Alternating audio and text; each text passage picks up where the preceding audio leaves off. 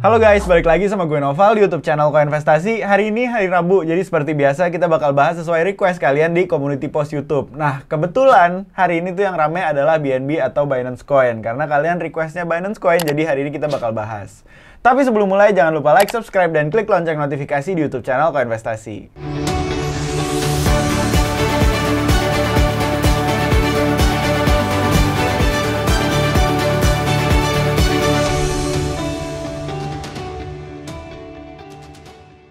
Kebetulan banget guys, karena emang yang rame sekarang lagi BNB. Karena sekarang Binance nih lagi agak mengkhawatirkan karena lagi diserang sama SEC alias Securities and Exchange Commission atau OJK-nya Amerika.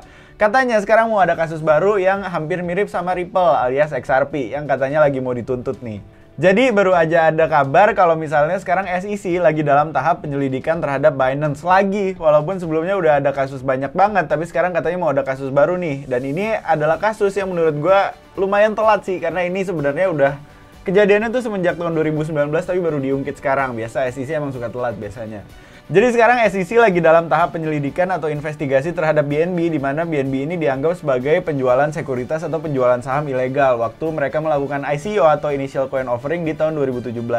Jadi buat kalian yang belum tahu ICO itu apa, ICO intinya kayak IPO tapi buat kripto, dan sebenarnya ini nggak merepresentasikan kepemilikan terhadap perusahaannya tapi cuma penjualan koin pertama kali aja.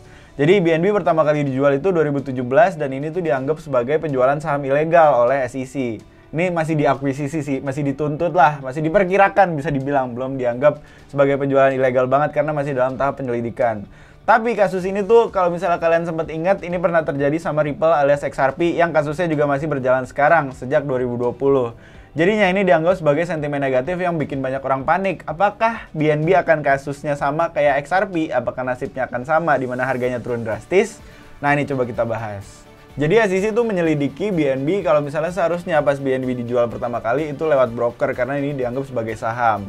Jadi sebenarnya terkait kasus ini tuh CZ alias Changpeng Zhao atau CEO-nya Binance itu tuh udah memperkirakan kalau ini tuh bakal kejadian bahkan di tahun 2019.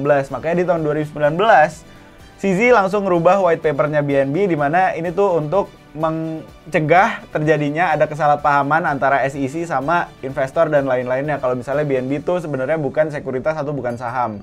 Jadi sebenarnya semua udah ditulis di white papernya dan udah diubah kata-katanya biar jelas kalau misalnya BNB itu bukan sekuritas, bukan saham tapi sebuah kripto. Tapi ini masih dipermasalahin sama SEC karena ada beberapa hal yang seharusnya dilakukan lebih awal dan intinya SEC lagi pengen babat abis lah semua kripto yang ibaratnya dianggap sebagai saham atau mirip kayak sekuritas. Jadi sekarang Binance ini adalah salah satu proyek kripto yang emang lagi dalam pandangannya SEC atau dalam radarnya SEC lah bisa dibilang, lagi diteliti banget, lagi didalemin banget dia sebenarnya melanggar hukum atau enggak. Jadi buat kalian yang belum tahu, SEC atau OJK-nya Amerika tuh lagi ngadain rapat khusus banget untuk ngomongin kripto terus-terusan beberapa kali, dan kalau di rapat itu tuh biasanya ada kayak semacam penilaian terhadap suatu kripto. Jadi penilaiannya tuh 1 sampai 10 di mana kalau mendekati 10 itu resikonya semakin tinggi, kalau mendekati 1 itu berarti aman. Dan BNB atau Binance ini masuknya ke resiko 8,5 dari 10. Jadinya ini dianggap beresiko banget. Makanya ini juga penemuannya baru banget karena dia baru ngerti kripto ibaratnya pemerintah tuh, dan juga dia baru mendalami BNB, jadinya dia baru nemu kalau resikonya tuh 8,5 dari 10. Makanya sekarang mereka langsung mengejar BNB. Jadi sebenarnya ini bukan pertama kalinya Binance dikejar sama pemerintah di beberapa negara, nggak cuma di Amerika doang. Jadinya ini bukan kasus baru sebenarnya. Tapi walaupun begitu, sekarang juga karena XRP kasusnya udah parah banget, bahkan dari 2020 sampai 2022 nggak selesai-selesai, ini tuh pada khawatir soalnya tuntutannya sama, dimana waktu itu XRP juga dikira jualan saham secara ilegal sama SEC. Walaupun SEC yang nuntut tuh di 2020 udah beda orang-orangnya dibanding SEC yang ada di menjabat sekarang. Tapi tetap orang-orang pada khawatir jadinya nganggep ini sebagai sentimen negatif, terutama karena BNB-nya juga langsung pada turun karena banyak retail yang panik dan banyak yang jualan. Terus juga sentimen negatif ini diperburuk dengan adanya laporan dari Reuters. Jadi kalau kalian yang tahu, Reuters ini adalah salah satu media yang terkenal banget di dunia keuangan dan dunia lah intinya. Dan mereka tuh baru aja bikin laporan yang menyerang Binance bisa dibilang. Karena dianggap kalau Binance itu sebenarnya banyak melanggar hukumnya bisa dibilang. Karena dia nggak sepakat banget sama regulasi, nggak selalu nurut, dan ada beberapa hal yang seharusnya nggak dilakukan. Jadi salah satu yang di-highlight banget atau digarisbawahin banget sama Reuters adalah dari tahun 2017 sampai 2021 mereka tuh mewadahi proses transaksi sekitar 2,35 miliar US dollar dalam peretasan, penipuan, dan juga penjualan narkoba secara ilegal. Jadinya ini diambil sama Reuters, dan karena itu berarti emang Binance tuh katanya dianggap sebagai platform yang ilegal karena mewadahi aktivitas ilegal. Terus juga mereka menggarisbawahi kalau misalnya dana peretasan itu dilakukan oleh grup peretas dari Korea Utara yang emang lumayan terkenal di dunia hacking kalau bisa dibilang. Jadi mereka tuh namanya Lazarus, dan katanya Lazarus ini tuh sering pakai Binance buat tempat transaksinya bisa dibilang. Jadi kayak kalau misal mereka habis ngehack terus dapat duitnya tuh biasanya disimpan lewat Binance atau dipindahin lewat Binance karena bisa lewat blockchain, jadinya nggak kelihatan, dan ujung-ujungnya ya udah diambil aja sama mereka sendiri. Nah makanya karena ini tuh sebenarnya udah kejadian lama banget, karena kan emang dari 2017 sampai 2021, karena waktu itu proses KYC atau proses verifikasinya Binance belum seketat sekarang. Makanya itu sebenarnya udah ditanggepin sama Binance dan dibilang kalau misalnya tuntutan ini tuh udah lama banget dan nggak sepenuhnya benar sampai 2021, karena emang zaman dulu mungkin bisa benar bisa enggak, tapi nggak sepenuhnya benar. Nah jadi emang juru bicaranya Binance tuh langsung menanggapi kasus ini dan ngomong intinya tuntutan itu tuh salah, nggak sepenuhnya benar karena nggak ada data yang bisa ngebuktiin langsung.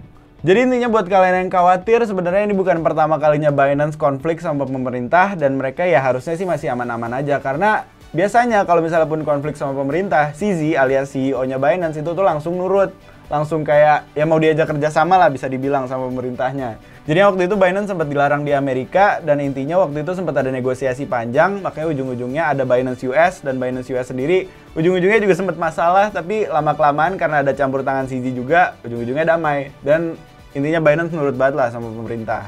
Terus dia juga sempat konflik di Inggris, dan ujung-ujungnya juga berakhir ya baik aja. Karena ujung-ujungnya intinya emang Binance ilegal di Inggris, terus ditegur sama pemerintah. Dan habis itu Binance-nya nurut, berhenti bentar sambil ngisi regulasi yang diperlukan, ngisi kewajiban yang diperlukan, dan ujung-ujungnya udah ngikutin peraturan pemerintah, dan berujung ya mereka beroperasi lagi di Inggris. Jadinya emang kalau ada konflik biasanya akan cepat selesai kalau Binance, terutama emang karena dia salah satu exchange terbesar di dunia, bahkan exchange terbesar di dunia. Jadinya nggak bisa hilang gitu aja lah, ini bukan suatu sentimen negatif yang bakal bertahan panjang menurut gue pribadi. Terus ya buat kalian yang takut kalau misalnya Binance bakal kejadian kayak Ripple, so far sih harusnya enggak, karena balik lagi pertama bisnis model atau cara beroperasinya mereka tuh berbeda, di mana Binance itu exchange, kalau Ripple itu kayak payment application lah bisa dibilang. Jadi kayak ya dua hal yang berbeda, dan kalau exchange sendiri regulasinya juga beda dan harusnya lebih gampang nurut sama pemerintah. Terus juga kalau inget-inget Ripple, emang ini sistemnya agak berbeda sih, dimana Ripple emang agak lebih tercentralized, dimana pemegang token paling besar itu adalah 3 foundernya. Jadinya ya dia agak centralized, makanya emang gampang dibilang mirip sama sekuritas karena ada terpusatnya banget dikit lah bisa dibilang. Tapi kalau Binance kan dia benar-benar fully decentralized, jadinya tokennya tersebar rata, nggak ada CZ tuh nggak megang kayak sebagian besar banget, nggak kayak Ripple yang 70% atau 90%-an lupa. Sorry, tapi intinya banyak banget yang di foundernya, dan kalau Binance tuh nggak kayak gitu, jadinya harusnya beda jauh dan nggak bisa dianggap sebagai sekuritas karena sekarang regulasi SEC juga lagi dirancang, dan intinya ya udah ada beda yang jelas antara saham atau sekuritas itu apa dan kripto itu apa, karena sekarang Amerika semakin melek dan ujung-ujungnya harusnya bisa bedain gampang lah, apalagi Binance yang segede gitu. Terus guys, buat kalian yang masih khawatir sama harganya, balik lagi gue ingetin kalau sekarang tuh lagi bear market, jadinya emang pasar lagi hancur banget, nggak cuma kripto tapi beberapa aset beresiko juga. Jadinya ya emang sekarang mayoritas kripto lagi turun. Apalagi kenapa sekarang BNB turun tuh emang ya dia sempat naiknya lumayan juga, dan dia emang salah satu yang masih stabil sih jujur dibanding yang lainnya naik turunnya. Jadinya walaupun emang sekarang turun, kemungkinan besar turunnya bukan karena sentimen negatif ini doang, dan ini nggak bakal bertahan dalam jangka panjang kalau menurut gue pribadi.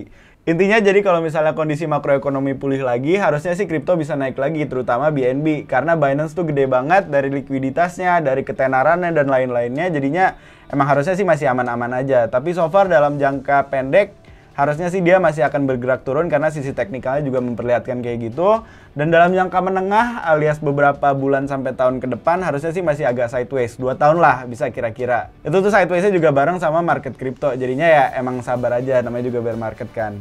Tapi kalau dalam jangka panjang harusnya sih ini bukan kayak sebuah hal yang harus dikhawatirkan lah. Karena emang balik lagi sekarang juga market kripto tuh lagi turun, terus mayoritas kripto lagi balik ke support yang ada di 2021, jadinya emang wajar aja. Dan so far kalau kita lihat dari grafik yang lebih gede lagi, harusnya sih sekarang masih sideways dan belum turun parah banget. Jadinya ini sentimen negatifnya belum terlalu mempengaruhi secara besar. Oke deh guys, gitu aja update dari gua. Balik lagi buat kalian yang panik, mohon bersabar aja karena ini bukan pertama kalinya Binance bermasalah sama pemerintah, jadinya harusnya sih oke-oke aja. Terus buat kalian yang punya insight tambahan langsung aja komen di video ini, dan kalau misalnya ada yang salah juga mohon dikoreksi, dan kalau mau ada yang ditanya langsung juga komen di video ini. Kalau ngerasa bermanfaat jangan lupa like, subscribe, dan klik lonceng notifikasi di YouTube channel Koinvestasi. As always, Koinvestasi, semua bisa kripto.